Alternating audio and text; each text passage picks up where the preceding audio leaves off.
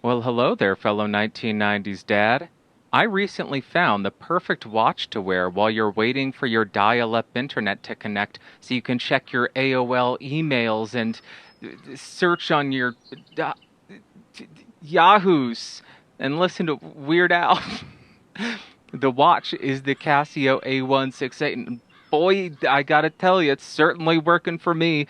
Here's my wearing experience of this beauty, champ.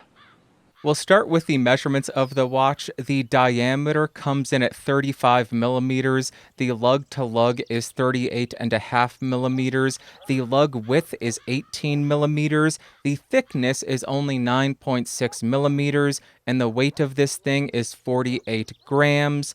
I also want to note that it uses the Casio module 3298, and I did make a walkthrough of this movement, which you can check out on VHS by clicking the link in the corner of this VHS. Here is how the watch looks on my 6.5-inch wrist. It does look a touch small, but you do get used to it. As I rotate around, here is how it sits on my wrist. It does have the Casio signed buckle rotating back around, and this is the dial of the watch. Now here is a really quick Lume Shot, aka backlight shot, so you can see how incredibly legible this is thanks to that electroluminescent backlight that is different from the lighting system on the older A158. This is just fantastic. Now we're going to do a couple of size comparisons, starting on the F91W, very similar in size, but the 168 is a bit thicker. That's enough of that. Jumping over to its main competitor, I would say, the A158. The looks and the thinness of the 158 are great. The backlight just kills it, though. Jumping over, this is how it looks compared to a Casio G-Shock.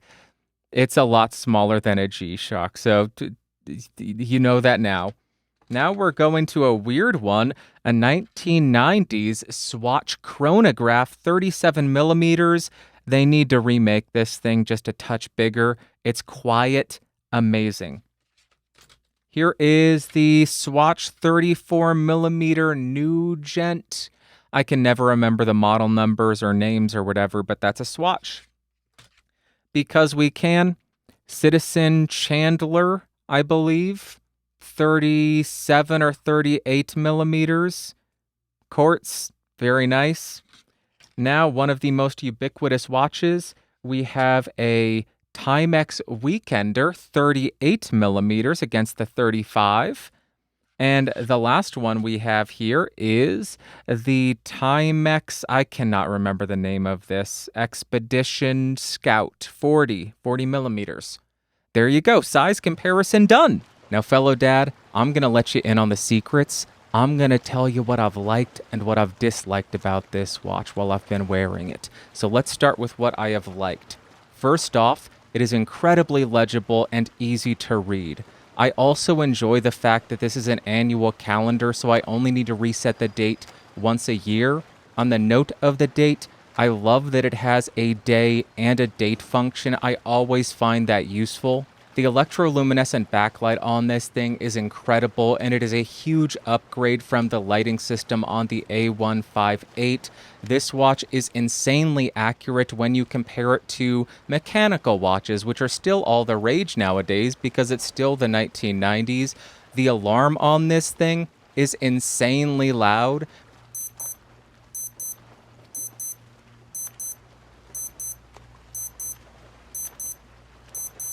Which I always enjoy. I don't like the dainty, quiet alarms that are out there. It is really easy to resize the bracelet on this thing. And the last thing that I liked about it, it is incredibly light on the wrist. Now let's talk about what I have disliked about this watch. The bracelet on these Casios is known to pull your hair. So if you're hairy because you're a manly man like me, then you're going to be in for a lot of pain. Also, there is a different finishing on the case and the bracelet. That's because the case is coated plastic made to look like metal, but it's not really metal. That difference in finishing can be a little bit annoying. The watch also has limited water resistance. Casio only recommends washing your hand or getting caught in the rain like it's your wedding day. Isn't it ironic? So you can't go swimming in this. You can't. Somebody's going to get that reference. You can't go swimming. You can't go showering. You can't go diving on this thing. But I know people swear by the water resistance of Casios, even with limited water resistance. So your mileage may vary, but I warned you against it. Also, this watch is a little bit small. It takes a little bit of getting used to, but when you are an alpha 1990s dad like me, can you tell because I keep saying it? You get used to it and it doesn't bother you at all because my watch doesn't need to say anything about me. I'm a utilitarian dad. I gotta take my kids to soccer practice and yell at them. Hey, run faster, buddy. Sorry about getting overly aggressive with you. I didn't mean it. I just want you to be strong. Come on in closer. I'll share my final thoughts on this watch. The entire reason why I made this silly video with this silly bit is because I think this watch is awesome. It gives me 80s and 90s vibes through and through, and that just puts a smile on my face. But not only that, it's an incredibly functional watch. It tells great time, it's legible in the day or the night, it has a stopwatch, it has an alarm. The only thing that's really missing is a countdown timer. On top of that, it is easy to wear. Yes, it is a little bit small, but after a little while you get used to it. And wearing this reminded me just how fun it can be to wear a watch that you don't have to worry about at all. Because over the last couple of years, I've been wearing a lot of mechanical wristwatches. Some of them are kind of expensive, some of them are fragile. But with this, I don't have to worry about where I'm going. I put this on in the morning and I wear it until I go to sleep.